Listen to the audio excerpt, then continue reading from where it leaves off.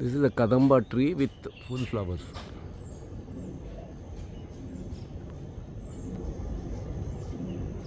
Like golden balls there.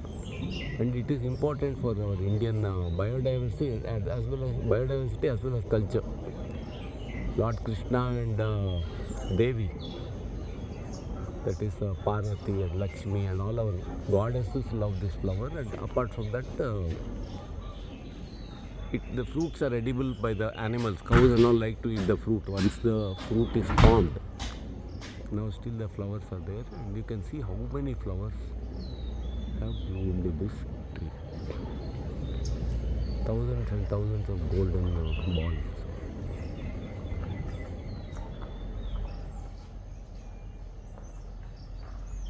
So that is about the Kadamba.